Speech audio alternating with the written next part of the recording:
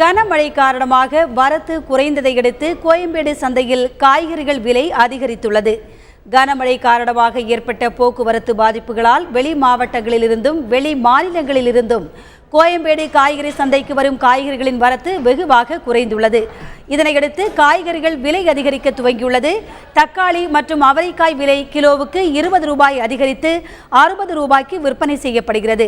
அதேபோல கத்தரிக்காய், புடலங்காய், கேரட், பீட்ரூட் ஆகியவற்றின் விலையும் கிலோவுக்கு 10 ரூபாய் வரை அதிகரித்துள்ளது. தக்காளி 60 ரூபா, வெங்காயம் 40 ரூபா, இஞ்சி 40 ரூபா, கொத்தமல்லி கட்டு ஒரு கட்டு 15 ரூபாங்க, புதினா 10 ரூபாங்க. இதெல்லாம் மழைக்கு முன்னே விலை கம்மியாக இருந்துச்சுங்க. இப்போ எல்லாமே ஒன்றுக்கு டபுளாக ஆகிருக்குதுங்க. ஒரு சில தவிர மிச்சம்லாம் விலை ஏற்றமாக இருக்குது. இந்த நிலை கொஞ்ச நாளைக்கு நீடிக்கும். அடுத்த புது சரக்குங்க வர்றதுக்கு இப்படி இந்த கிருஷ்ணகிரி ஏரியாவிலேருந்து கொஞ்சம் தக்காளி தமிழ்நாட்டில் இருந்துச்சுங்க. மிச்சம்லாம் ஆந்திரா, கர்நாடகாவில் தான் இருந்துச்சு. இது கிருஷ்ணகிரி ஏரியாவோ ஃபுல்லாக இந்த மழையால் அது பூரா அழிஞ்சு போயிடுங்க.